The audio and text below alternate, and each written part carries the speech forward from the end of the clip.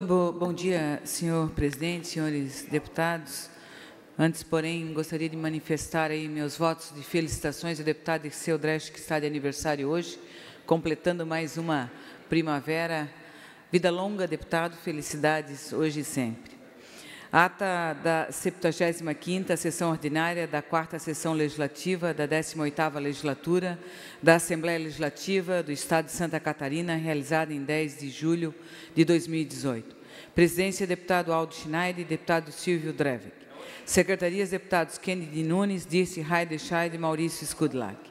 Às 14 horas do dia 10 de julho do ano 2018, nessa cidade de Florianópolis, capital do Estado de Santa Catarina, reuniu-se a Assembleia Legislativa em sessão ordinária. Havendo quórum regimental, o senhor presidente declarou abertos os trabalhos e convidou o senhor deputado Kennedy Nunes, primeiro secretário, para proceder à leitura das atas das sessões anteriores, que na sequência foram aprovadas sem restrições. Expediente. O senhor presidente solicitou que se procedesse à distribuição. Breves comunicações. Ocuparam a tribuna os senhores deputados Maurício Skudlak e Mário Marcondes. Ato contínuo. O senhor presidente suspendeu a sessão até às 15 horas. Reaberta a sessão, o senhor presidente adentrou no próximo horário, que é o grande expediente. E, neste horário, destinado aos partidos políticos, ocuparam a tribuna os senhores deputados Dirceu Dresch, pelo Partido dos Trabalhadores, Maurício Skudlak, pelo Bloco Parlamentar PP, PR, PSB e Podemos, e, na sequência, o senhor presidente, por solicitação do senhor deputado Romildo Titon, com a aquiescência dos líderes dos partidos, suspendeu a sessão, a fim de que o senhor prefeito do município de Ouro, Neri Luiz Michelotto, fizesse uso da palavra para divulgar a 35ª Festa do Colono. Mantendo a sessão suspensa, o senhor presidente, por solicitação do senhor deputado Valbir Comim, com a aquiescência dos líderes dos partidos, concedeu a palavra ao senhor prefeito do município de Forquilinha, Dimas Kammer, para divulgar a Festa do Colono e motorista. Ato contínuo, o senhor presidente reabriu a sessão e anunciou o próximo horário, que é a ordem do dia. O senhor presidente comunicou que a Comissão de Constituição e Justiça apresentou o parecer contrário ao projeto de lei de número 02/2018. Em seguida, foi aprovada a redação final exarada ao projeto de lei de número 113/2018. Após ser discutido pelos senhores deputados Dirceu Dresch, Fernando Vampiro, Valdir Cobalcini, Darcy de Matos, Fernando Coruja, Serafim Venzon, Marcos Vieira e a senhora deputada Luciane Carminato, foi submetida à votação e rejeitada a linha B, inciso 2º do artigo do projeto de lei complementar número 014/2016, totalizando um voto sim e 26 votos não e nenhuma abstenção.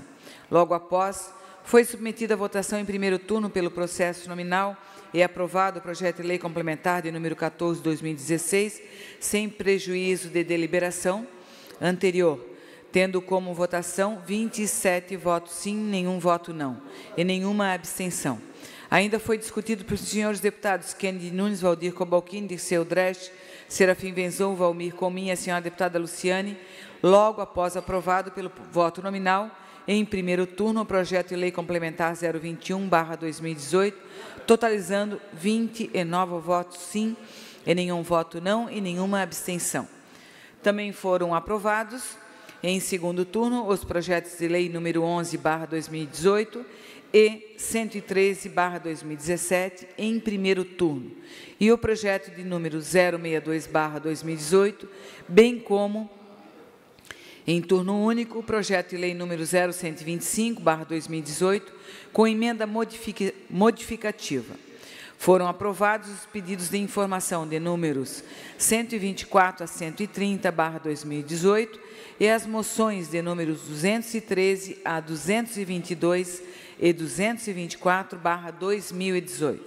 Outro sim, o senhor presidente deferiu o requerimento de números 587 a 606/2018 e comunicou que encaminhará aos destinatários as indicações de números dos 345 a 356/2018. Na sequência, o senhor presidente encerrou a sessão e convocou outra extraordinária para as 16h59, para constar eu, terceira secretária, lavrei a presenteada. A ata da 5ª sessão extraordinária da 4ª sessão legislativa da 18ª legislatura da Assembleia Legislativa do Estado de Santa Catarina, realizada em 10 de julho do ano 2018. Presidente, senhor deputado Silvio Drevic, secretarias deputado Kennedy, deputada Dirce e deputado Maurício Skudlac. Às 16h59 do dia 10 de julho do ano 2018, nessa cidade de Florianópolis, capital do Estado de Santa Catarina, reuniu-se a Assembleia Legislativa em sessão extraordinária. Ordem do dia. Foram submetidos à votação pelo processo nominal e logo após aprovados em segundo turno os projetos de lei complementar de número 014/2016, totalizando 27 votos sim, nenhum voto não e nenhuma abstenção. E o projeto de lei complementar 021/2018, totalizando 25 votos sim, nenhum voto não e nenhuma abstenção. Finalizando, foi aprovado em segundo turno o projeto de lei número 062/2018. Explicações pessoais. Não houve oradores inscritos e, nada mais havendo, o senhor presidente, antes de encerrar a sessão, convocou outra ordinária para o dia seguinte, às 10 horas, conforme o calendário especial. Para constar, eu, terceira secretária, lavrei a presente ata. Era isso, senhor presidente, as atas lidas no dia de hoje da sessão do dia de ontem. Muito obrigada. Obrigado, deputada Ana Paula Lima. Em discussão, as atas que acabam de ser lidas, não havendo quem queira discutir, em votação. Quem estiver de acordo, permaneça sem encontro. Solicito a assessoria, aprovado. Solicito a assessoria que proceda à distribuição do expediente. Breves comunicações, porém, antes, pela ordem, deputado Natalino Lázari. Senhor presidente, com a sua permissão, queria fazer um registro aqui da presença nas galerias desta casa do secretário de Agricultura de Frei Rogério, Altamir Gasparini, do vereador e presidente da Câmara de Vereadores também de Frei Rogério, André de Roldo, e ainda do suplente de vereador da cidade de Videira, Laírton Bólico. A vocês todos as nossas boas-vindas que estão aqui tratando de assuntos de interesse dos seus municípios na capital do Estado. Muito obrigado, senhor presidente. Feito o registro, deputado Natalino, sejam todos bem-vindos. Vou fazer uma pequena correção, que eu falei em breves comunicações, mas, na verdade, como é calendário especial, nós vamos diretamente ao horário destinado aos partidos políticos. Primeiro, PCdoB. PSDB, Dr. Vicente Augusto Caro Preso, com a palavra por até 7 minutos.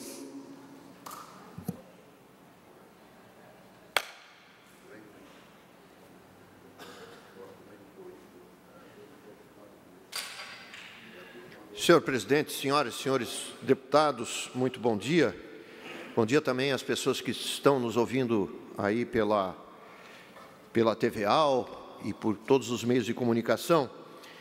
É sabido por todos nós que a situação do Estado, ela não, em termos financeiros, ela está com alguma dificuldade. Estou falando aqui e está me ouvindo e presenciando o deputado Vampiro, que ocupou por boa parte a partir de 2017, a Secretaria da Infraestrutura. Eu me refiro a um problema da minha região, da SC 415, que liga Massaranduba a São João do Taperiú. Devido às chuvas e devido ao desgaste, parte dessa rodovia foi interrompida. Ela foi condenada, interrompida, e foi feito um grande trabalho de reconstrução da passagem de água entre dois terrenos de arrozeira, e isso fez com que, por vários meses, fosse interrompido uma área com muita produção e, realmente, uma parte do escoamento da região do Vale do Tapocu para a BR-101 usava aquele trecho e teve que usar uma estrada vicinal toda cheia de problema. Pois bem, nós, como representantes da região, não parávamos de receber reclamações e até provocações em relação a nossa eventual não atuação num problema que não estava ao nosso alcance, porque nós dependíamos de uma pronta atuação e até lutando contra as condições climáticas, enfim. Pois bem, essa obra, depois de meses, ficou pronta. Foi restabelecido o tráfego. E menos de uma semana depois, já foram encontrados sinais de deterioração do asfalto e todo o maquinário da empresa que fez foi lá para resolver a situação. Então, hoje está sendo recapeado, mas a base da estrutura já dá sinais de comprometimento, ou seja, nós teremos problemas daqui para frente ali, o que me preocupa muito porque não dá para pensar em nova interrupção daquele fluxo de veículos, justamente nessa área que sofreu vários meses sem poder trafegar caminhões, enfim. Vocês imaginam, né, os caminhoneiros, a produção de arroz, a produção de vários tipos de indústria, porque é uma região extremamente cheia de pequenos comércios e indústria, viver sem aquela rodovia. Como se não bastasse isso, o Estado também alega uma dificuldade muito grande de fazer a manutenção das rodovias. Esse assunto não é novo, e entre Guaramirim e Massaranduba, nós assistimos a vários espetáculos, um dos quais foi surreal. Eu vi 3 carros parados com o pneu arrebentado. Todos os 3 carros parados com... não foi apenas um furo no pneu, eles tiveram que trocar toda a roda, ou seja, uma dificuldade grande. Isso foi num dia apenas, e foram vários os casos que aconteceram. Bom, como se não bastasse essa situação, eu que sou representante junto com o Carlos Chiodini e com outras lideranças que também trafegam e representam a região, assistimos em 2017 a assinatura de um grande convênio de fazer um viaduto justamente na intersecção da rodovia que liga Guaramirim a Massaranduba e a BR-280 no trecho estadualizado. Essa obra foi iniciada, algumas estradas vicinais ali em paralelo foram iniciadas e todo o trabalho foi abandonado. E sem previsão, pelo menos dos 40 milhões que eram destinados àquela importante obra, que é um verdadeiro transtorno para toda a produção daquela região, está sem previsão orçamentária. Ou seja, da onde nós vamos tirar o dinheiro e da onde nós vamos falar com os eleitores, com as pessoas, para conseguirmos esses recursos tão importantes para essa obra.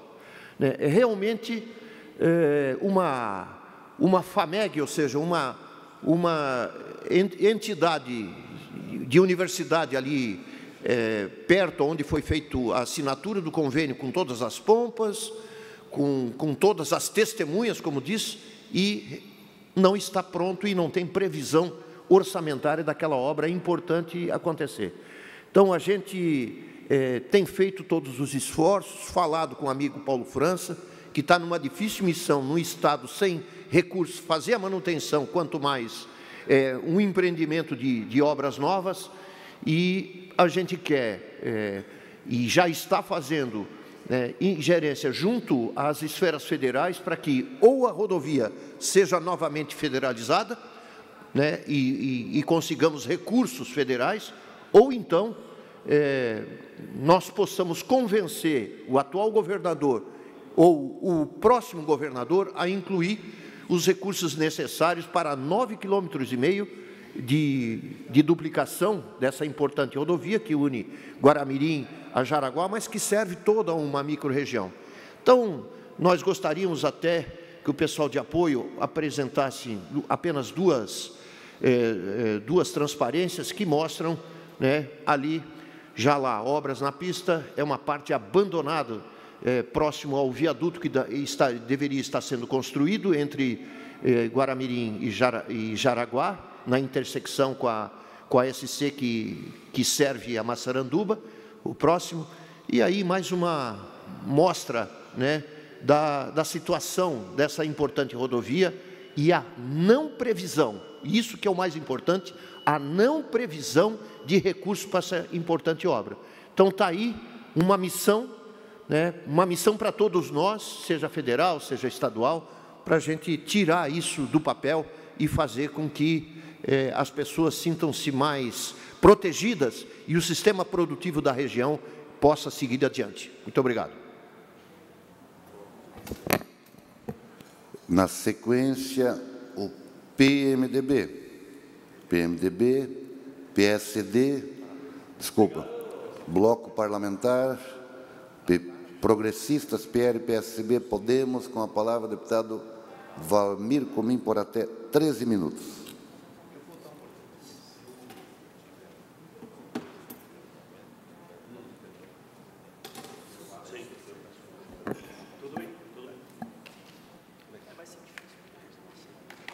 Senhor presidente, Silvio Drevec,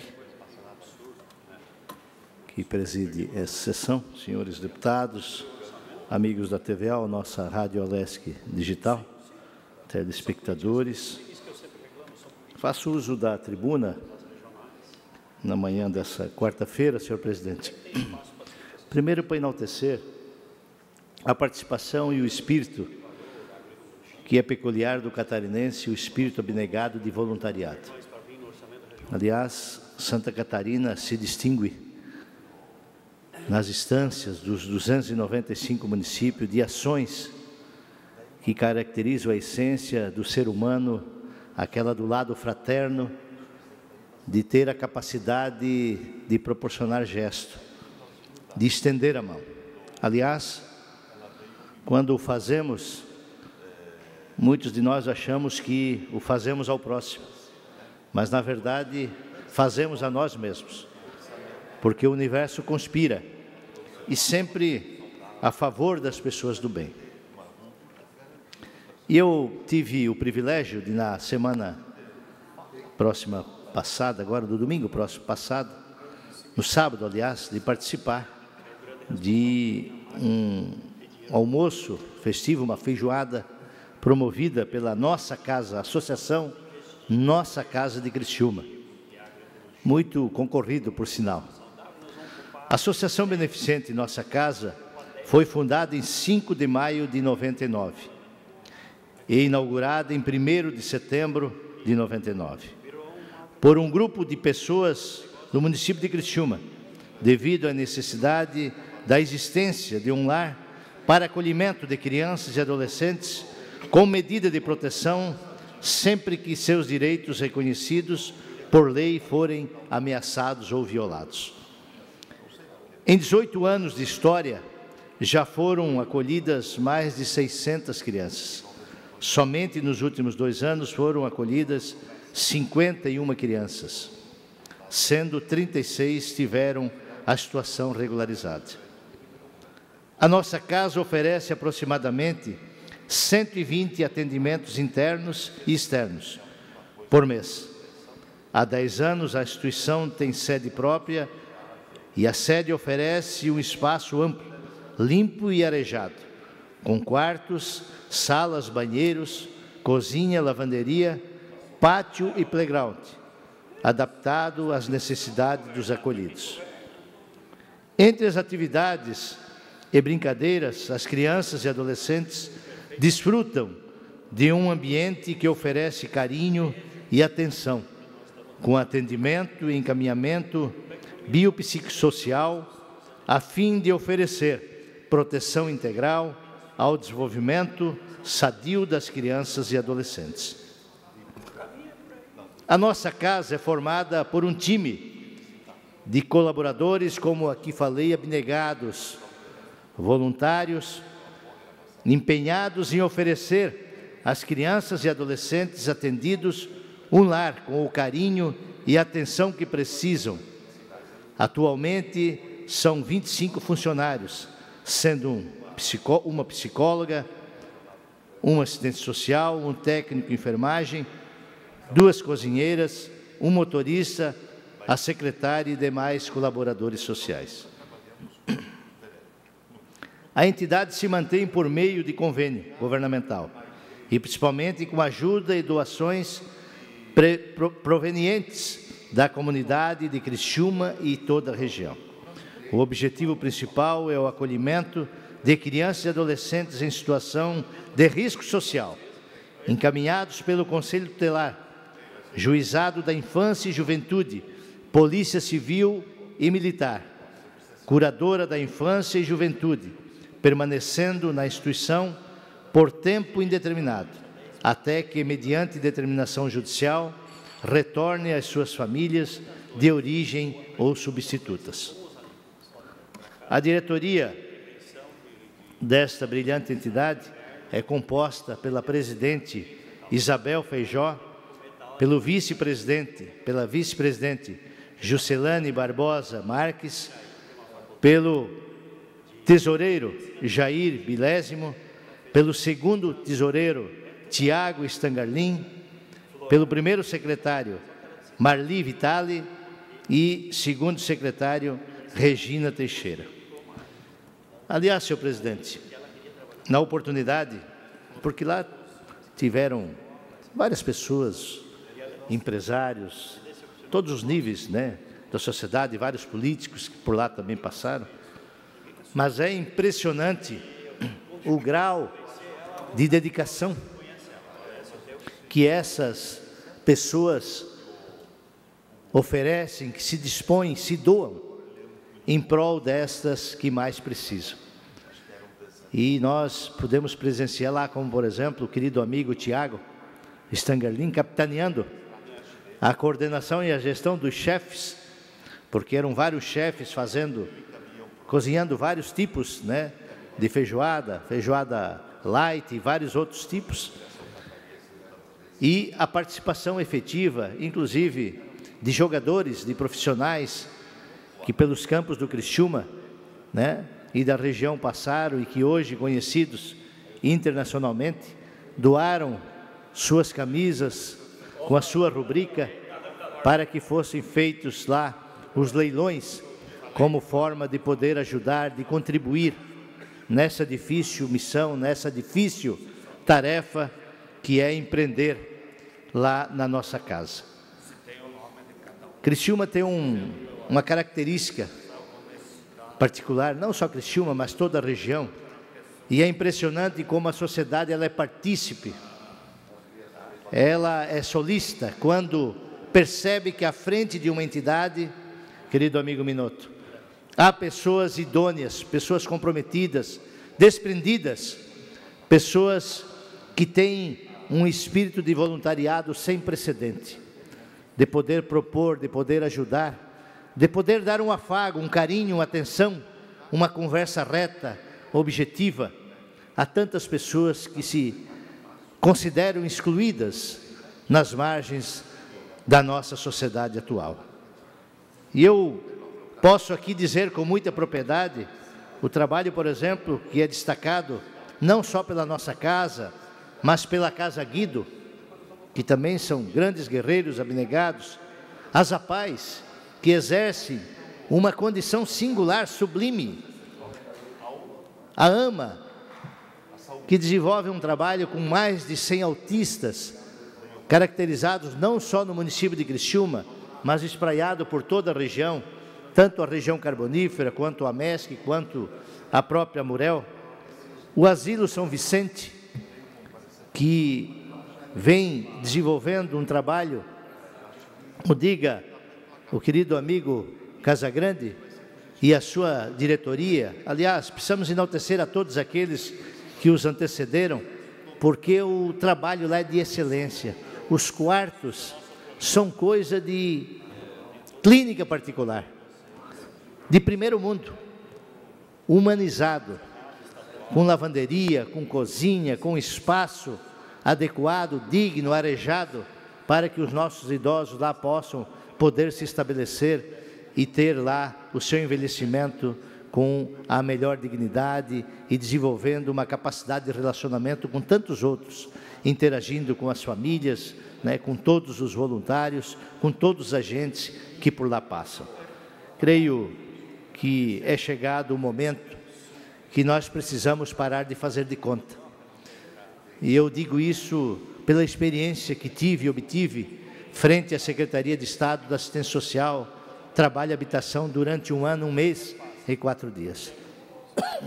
Aliás, preciso aqui enaltecer também o trabalho do Instituto Dionísio Freitas, que vem desenvolvendo uma linha de condição, de capacitação, de dar dignidade, como é o caso do bairro da Juventude, que espraia conhecimento a tantos jovens em grau de vulnerabilidade extrema. E olha, que culpa tem essas crianças de não terem nascido no berço de uma família com uma condição mais digna, com uma preparação educacional? Mas são seres humanos, como todos nós, e estão à nossa volta. E as pessoas dizem: mas Cominho, onde está esse nichão de pobreza que você tanto fala? Onde estão esses 1 milhão de pobres em Santa Catarina? Onde estão esses 250 mil? Amigo Coruja, Vossa Excelência, que é um grande tribuno, um grande parlamentar e um grande profissional da área clínica, da área médica, e sabe do que eu estou falando, o que representa a prevenção na vida das pessoas.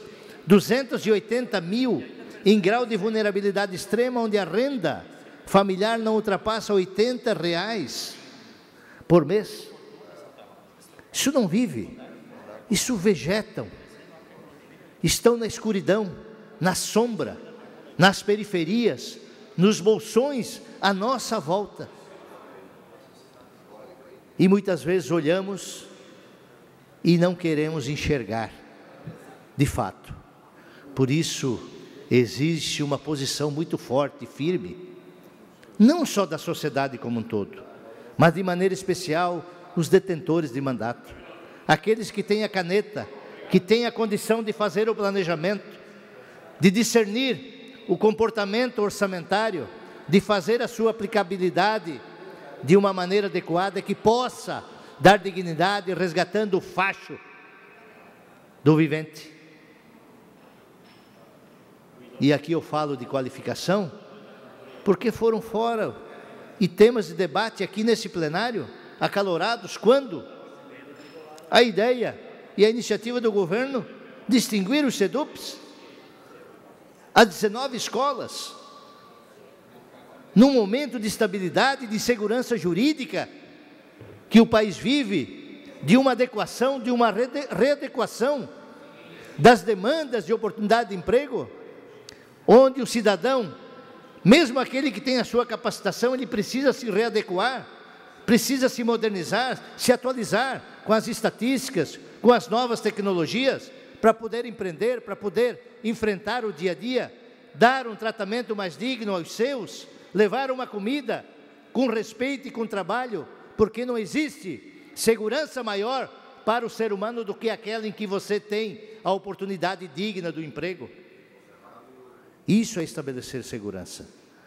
E é nessa condição, associado a esse espírito de voluntariado que é peculiar do catarinense, que nós precisamos empreender, e é papel e dever do poder público de ser o motivador, o incentivador dessas entidades, desses abnegados que colocam, que se dedicam, que renunciam muitas vezes os seus afazeres, a sua família, em detrimento, em prol daqueles que mais precisam.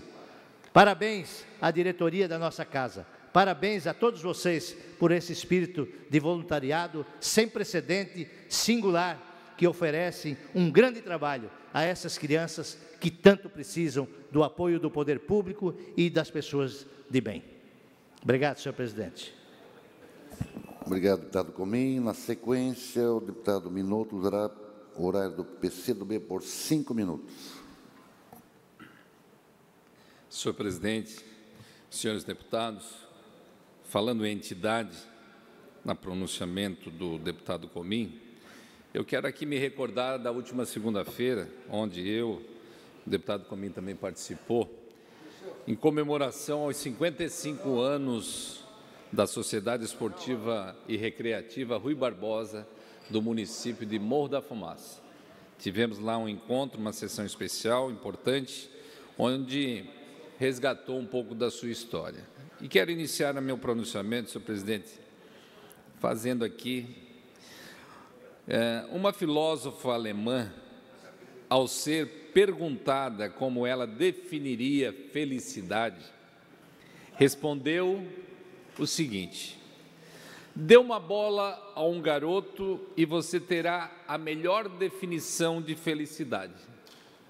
Foi uma resposta completamente fora das discussões filosóficas, mas foi uma definição verdadeira.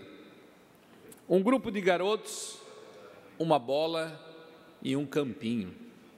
Lembro bem da minha felicidade lá nos campinhos da minha infância, correndo atrás da bola e do sonho de um dia me transformar num grande jogador de futebol. Pena que não deu certo, acabei na política, pensando em ser um Zico, um Dinamite, deputado Darcy, um Falcão, alguém importante na questão do futebol. E essa homenagem que a Assembleia Legislativa de Santa Catarina prestou na noite de segunda-feira à Sociedade Esportiva e Recreativa Rui Barbosa, de Morro da Fumaça, é mais do que uma homenagem, é uma justa homenagem. Uma homenagem que resgatou a história de um clube que desempenhou o importante papel de oferecer oportunidade a muitos garotos que correram atrás dos seus sonhos. Me recordo que no depoimento de um ex-atleta do Rui Barbosa, que jogou no profissional, o Jason, se emocionou de felicidade de resgatar um pouco da sua história e compartilhou com todos os presentes naquele momento. O Rui Barbosa é mais ainda. Em seus 55 anos de história, o Rui Barbosa praticou a inclusão social e o desenvolvimento humano através do esporte. A vitória desse clube é a vitória da comunidade de Morro da Fumaça. Sua história mostra o pontapé inicial dado por um pequeno grupo de abnegados cidadãos fumacenses que ousaram sonhar com um clube da cidade lá em 1963. Passaram-se 55 anos dessa história. Mostra também que a ideia de um pequeno grupo foi abraçada por toda a comunidade e nunca mais parou de crescer, até se construir num dos mais importantes clubes de futebol amador catarinense. Me enche de alegria de termos tido a iniciativa de prestar o nosso reconhecimento ao Clube Rui Barbosa, em nome deste Poder Legislativo catarinense. Me enche de alegria olhar ao redor e ver que a estrutura física construída foi de excelente qualidade. Morro da Fumaça tem muito que se orgulhar com o seu clube do coração. Ao presidente Alex Sandro da Soler, meu amigo, companheiro, parabéns pelo seu trabalho. Parabéns a toda a diretoria em resgatar o sócio e o torcedor do Rui Barbosa. Parabéns por fortalecer o clube com transparência, seriedade e muita determinação. Parabéns aos atletas, torcedores, dirigentes e treinadores. Parabéns a todos que ajudaram a construir mais de meio século desta importante história do clube. Vida longa ao Rui Barbosa, com muitas vitórias e conquistas e sempre praticando o esporte amador. Dou a palavra ao deputado Darcy. Obrigado, deputado. Só para reforçar aquilo que todos nós sabemos, o esporte é o melhor instrumento de formação do atleta, mas, sobretudo, de formação do cidadão brasileiro. É isso aí, deputado Darcy. Obrigado pela sua manifestação e esse é o meu pronunciamento, senhor presidente. Pela ordem, senhor presidente. Na sequência, o horário pertence ao PSD.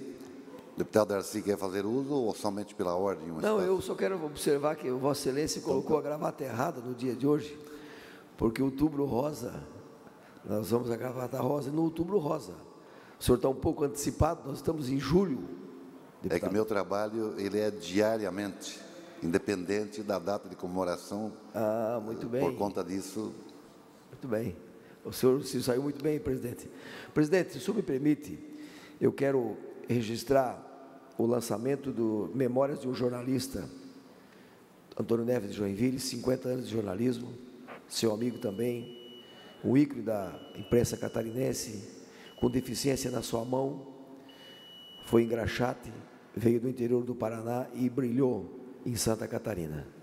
Parabéns ao Toninho Neves, porque ele deu grande contribuição e continua dando para Santa Catarina através de uma atuação como jornalista isenta e responsável na cidade de Joinville. Parabéns, Antônio Neves, pelos 50 anos. Obrigado, deputado Ercílio Matos. Na sequência, o PMDB. Na sequência, o Partido dos Trabalhadores, deputado Dirceu Dresch, por até 7 minutos. Senhor presidente, e eu estava, se me permite, o senhor já vai poder falar. Pela ordem ainda, deputado Ercílio Matos. Eu estava lendo o livro do Antônio Neves, e aqui, senhor presidente, o senhor é da década de...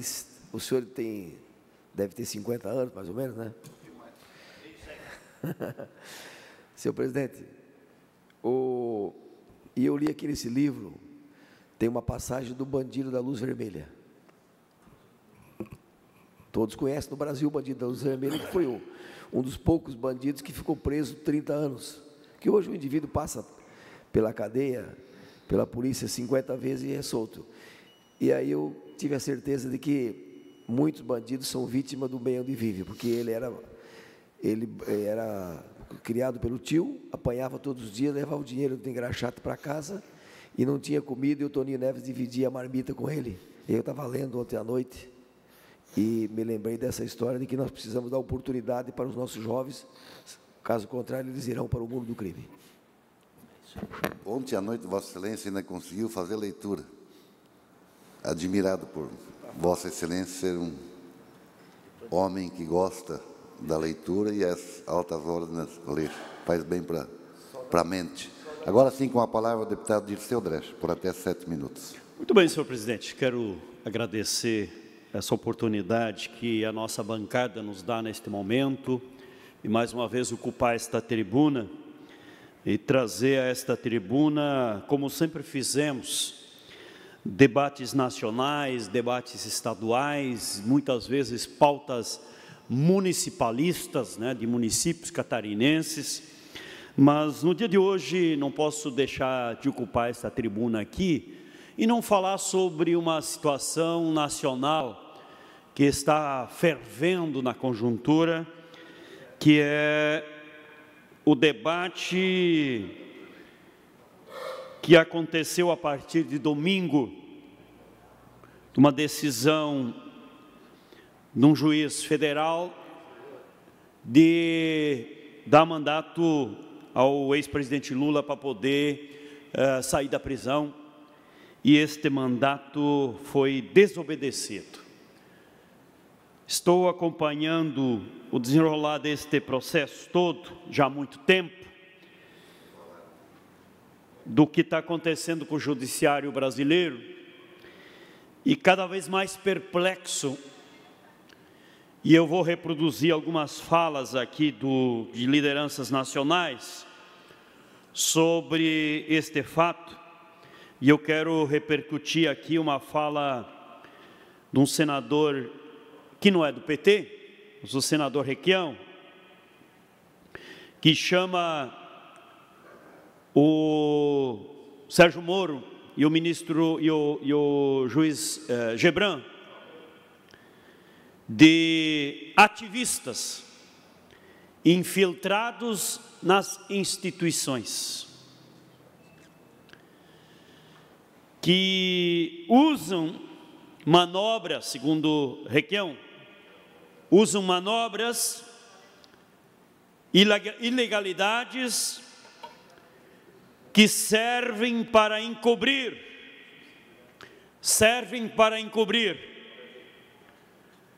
a entrega das riquezas do nosso país ao grande capital internacional. Portanto, Requião chama o juiz de primeira instância, Sérgio Moro, de ativistas infiltrados nas instituições. Porque o cara que está de férias, fora do Brasil inclusive, curtindo do melhor, do bom, pago com dinheiro público inclusive, interrompe suas férias, não tem nada a ver com o processo, porque o processo já passou por ele, já está numa outra instância, e volta a interferir, mandar no delegado da Polícia Federal e não permitir que se cumpra a lei. O ex-ministro, que é um grande jurista respeitado no Brasil, Eugênio Aragão, diz que jogaram lama sobre o judiciário brasileiro. A nossa grande senadora Benedita da Silva chama de anarquia do judiciário.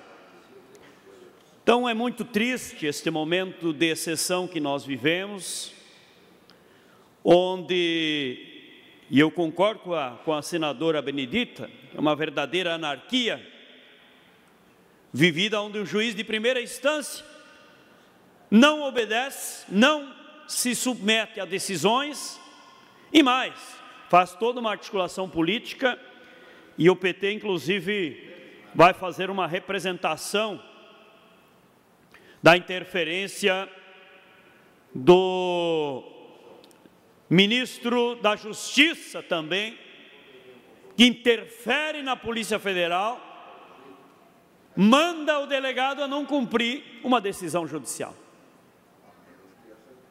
Então, toda uma articulação política para dentro do judiciário, e está clara a interferência, inclusive, do ministro da Justiça para cima da Polícia Federal para não cumprir uma ordem judicial. Então, é muito lamentável, absurda, esta situação que está colocado no Brasil hoje. E a presidente Gleice, nosso partido, faz uma nota e chama de desobediência os crimes que Moro comete nesta situação de desobediência, abuso de autoridade, prevaricação e além de condenar um inocente sem prova, que é o presidente Lula.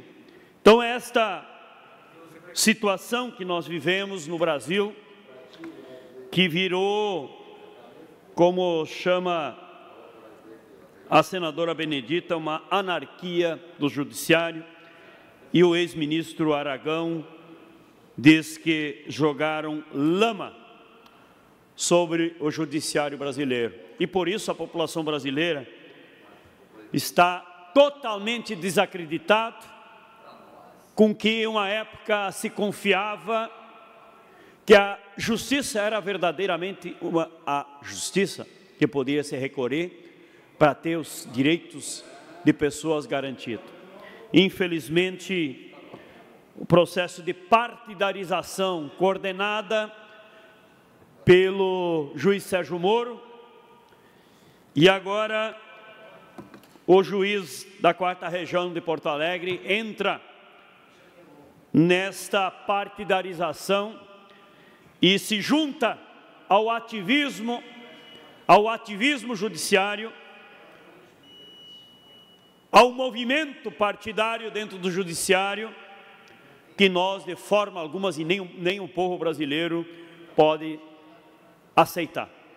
Porque depois que não dá para mais, de forma alguma, acreditar na justiça ou na injustiça, nós vivemos de fato e se confirma este período de exceção que nós vivemos no país.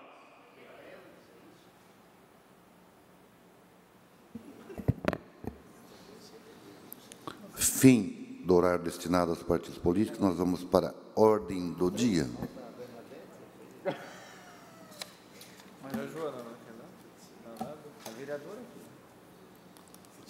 Votação da redação final, projeto de lei, o PLC 14.2/2016, Tribunal de Justiça, Em discussão, não havendo quem queira discutir em votação, quem tiver de acordo permaneça como se encontra aprovado. Votação da decisão final, projeto de lei complementar 21.1/2018, Governo do Estado. Em discussão, não havendo quem discutir em votação, quem tiver de acordo permaneça como está aprovado. Votação da redação final, PL 11.4/2018, de autoria da Ana Paula Lima. Em discussão, não havendo quem queira discutir em votação, quem tiver de acordo permaneça como se encontra aprovado. Votação da redação final, PL 62.4/2018, de autoria do deputado Fernando Coruja. Em discussão, não havendo quem queira discutir em votação, quem tiver de acordo permaneça como se encontra aprovado. Votação da redação final, projeto de lei 113.9/2017, de autoria da mesa. Em discussão, não havendo quem queira discutir em votação, quem tiver de acordo permaneça como está aprovado. Votação da redação final, projeto 125.2/2018, de autoria do deputado Carlos Chiodini. Em discussão, não havendo quem queira discutir em votação, quem tiver de acordo permaneça como se encontra aprovado. Pedido de informação. Pedido de informação 131 da deputada Luciane Carminati, solicitando ao secretário da Educação informações acerca do pagamento do prêmio por desempenho na gestão escolar a ser pago mensalmente ao diretor e ao assessor de direção, previsto no artigo 32 da Lei Complementar 668/2015. Em discussão, não havendo quem queira discutir em votação, quem tiver de acordo permaneça como se encontra aprovado. Moção 223, do deputado Darcy de Matos, parabenizando o presidente da Associação Yokohama de Karatê pela passagem dos 25 anos de história. Em discussão, não havendo quem queira discutir em votação, quem tiver de acordo permaneça com se encontra aprovado. Moção 225, do deputado Darcy de Matos, parabenizando o jornalista Toninho Neves pelos 50 anos de trajetória jornalística com ética e respeito profissional, aos destinatários de sua notícia e pela publicação do livro Memórias de um Jornalista Improvável. Em discussão, não havendo quem queira discutir, em votação, quem tiver de acordo permaneça se encontra aprovado. Moção 226, do deputado Darcy de Matos, cumprimentando o senhor Luiz Bezerra dos Santos pela atividade que executa junto a jovens de idades diversas com o projeto social Taekwondo, Esporte, Educar e Crescer. Em discussão, não havendo quem queira discutir, em votação, quem tiver de acordo permaneça como se encontra aprovado. Moção 227, deputada Ana Paula Lima, manifestando ao governador do Estado contrariedade à suspensão da execução das emendas parlamentares impositivas para o exercício de 2018. Em discussão, não havendo quem queira discutir, em votação, quem tiver de acordo permaneça com se encontra aprovado. Moção 228, da deputada Ana Paula Lima, parabenizando o ministro extraordinário da Segurança Pública e demais autoridades pela passagem dos 90 anos da existência da Polícia Rodoviária Federal. Em discussão, não havendo quem queira discutir, em votação, quem tiver de acordo permaneça com se encontra aprovado. Moção 229, da deputada Luciane Carminati, manifestando aos presidentes do Senado, da Câmara dos Deputados e aos parlamentares da bancada catarinense no Congresso, contrariedade à medida provisória 841/2018 e defende sua rejeição. Em discussão, não haver quem queira discutir, em votação, quem tiver de acordo permaneça com se encontra aprovado. Esta presidência comunica que defere os seguintes requerimentos: 607, deputado Valmir Comim; 608, deputado José Milton Schaeffer; 609, deputado João Amin; 610, deputado Ismael dos Santos; 611, deputado Padre Pedro Baldiceira. Esta presidência comunica que encaminhará aos destinatários, conforme determina o regimento interno, as seguintes indicações. Indicação 357, deputado Gabriel Ribeiro. Indicação 358, deputado Darcy de Matos. Indicação 359, do deputado Antônio Aguiar. Indicação 360, deputado Aldo Schneider. indicação 361 a 363, do deputado Mário Marcondes. Fim da ordem do dia. Explicações pessoais. Consulta o deputado Dirceu Dresch, fará uso da palavra. Com a palavra, o deputado Dirceu Dresch.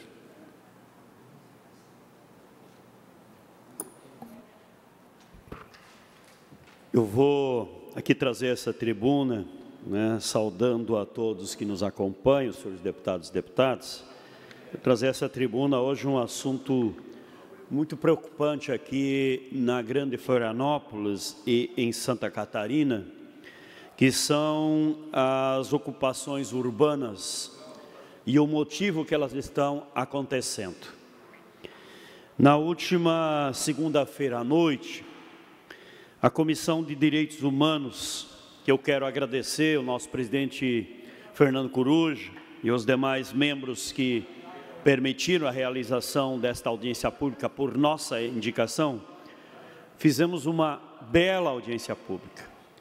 Eu estou aqui, fechando agora 12 anos, por 3 mandatos, e eu não tive, deputado Cumim, você que ontem também cria a Frente Parlamentar, as políticas sociais, eu nunca tive uma experiência tão maravilhosa aqui no Parlamento. Maravilhosa por quê? Pelas pessoas que estavam aí presentes. Eram praticamente 500 pessoas que estavam aqui no plenário, discutindo seus problemas e a falta de moradia, que é um direito básico do ser humano, um direito básico, isso inclusive está escrito na nossa Constituição, o direito humano a ter uma moradia. Isso não está sendo respeitado, isso não está sendo respeitado. E eu, por sempre estar olhando por esse lado social, da importância das pessoas ter o seu espaço de habitação no interior, na cidade, lutei muito pela habitação rural e, felizmente, depois de muitos e muitos anos, no Brasil, a gente conseguiu construir um programa do Minha Casa Minha Vida para o meio rural, para os agricultores, que nunca na história tiveram um programa de habitação rural. E durante o governo do presidente Lula, nós conseguimos avançar nessa perspectiva e construir um programa nacional de habitação rural. E agora eu chego aqui e recebo esta grande demanda deste parlamento discutir esse tema. E discutimos, mesmo que esse deputado estava sozinho na audiência pública, sem a presença dos órgãos públicos, que também não vieram, que eu acho um absurdo, o município não vem para debater esse tema nesta casa, o Estado não vem, os órgãos de justiça do próprio Ministério Público não vieram aqui discutir, precisa ser encarado. Mas pedem por aí, quem está por trás dessas ocupações? Gente, não precisa ninguém estar por trás. Chegaram aqui no meu gabinete, durante a audiência pública, depoimentos de mães com seus filhos, que esta era a extraordinária audiência pública. Nós tivemos quase 100 crianças, desde criancinhas de colo, crianças maiores que já estão na escola, aqui na Assembleia Legislativa, aqui no plenário, participando e discutindo o tema da habitação. Então, nós temos milhares e milhares de famílias em Florianópolis que não têm onde morar. Será que esta capital, será que este país vai continuar deste jeito, de não ter local para o seu povo morar. E aí, o governo do estado de Santa Catarina, nós fizemos lá em 2007 uma emenda constitucional, que de que 1% da receita líquida do estado seja aplicado em habitação popular. Nada, nada. A Constituição não está sendo cumprida, portanto o estado não tem nenhuma política habitacional, que é um absurdo. É um absurdo. Um estado como Santa Catarina, que é tido como um estado extraordinário, não tem política de habitação para o seu povo. O município de Florianópolis, os municípios da Grande Florianópolis, os municípios de Santa Catarina, qual é o município que tem política de habitação? O governo federal tinha, agora já abandonou, porque agora tem um governo lá que não olha para os pobres. Olha só para os banqueiros, para os ricos. Para os pobres não precisa. Lamentável, lamentável. Ver uma mãe, como eu vi aqui segunda-feira à noite, sair daqui da audiência pública e dizer o seguinte: eu não sei onde é que nós vamos dormir com os meus filhos. Olha só a situação. Será que isso não sensibiliza ninguém? Muitas vezes eu estou preocupado com o meu cachorrinho, mas eu não estou preocupado com as crianças dormindo na rua. Não que eu não possa tratar bem os animais, sim, temos que tratar bem os animais, mas temos que tratar bem o ser humano. Mães com crianças dormindo na rua. Que país é esse? Que estado é esse? Que município é esse? Que ainda botam a polícia para cima. E eu quero aqui fazer uma denúncia. Felizmente o Tribunal de Justiça toma uma decisão que não pode mais botar a polícia para cima sem ordem judicial, destruindo casas aqui que fizeram uns dias atrás, aqui no acampamento Marielle, no Alto da Caieira. Felizmente o Tribunal de Justiça toma algumas decisões de não dar reintegração de posse, tanto no Marielle Franco, no acampamento, no Alto da Caieira, quanto lá em Palhoça, no Imbraju, na Nova Esperança. Eu quero dizer que eu estou junto nesta luta, porque eu não consigo admitir um país rico como o nosso, um país que tem terra para produzir comida, ver seus filhos passando fome ou morrer de fome. Um país do tamanho do Brasil, que tem tanta riqueza, não ter uma casa para o seu povo morar, que seja por mais simples que possa ser. Não é possível isso. E aí eu reafirmo de novo, estão jogando por aí na imprensa e para a sociedade, de que não sei quem está por trás das mobilizações, das ocupações. Gente, quem está na rua nesse frio, quem está dormindo junto com seus filhinhos, a mãe que está dormindo lá com seus filhos na rua, precisa arrumar um baraquinho, e aí as pessoas estão se organizando de forma voluntária, inclusive, e estão indo ocupar alguns espaços que são muitas vezes públicos, estão desocupados para ter um lugarzinho para se esconder do frio e da chuva. Então é isso que eu quero trazer a essa tribuna. Nós estamos discutindo inclusive agora, daqui um pouquinho, na Comissão de Direitos Humanos, que é a comissão ideal para discutir isso, porque nós queremos o direito humano respeitado, das pessoas terem um lugarzinho para criar seus filhos, um telhado onde possa se proteger do frio e da chuva. Só isso, só isso.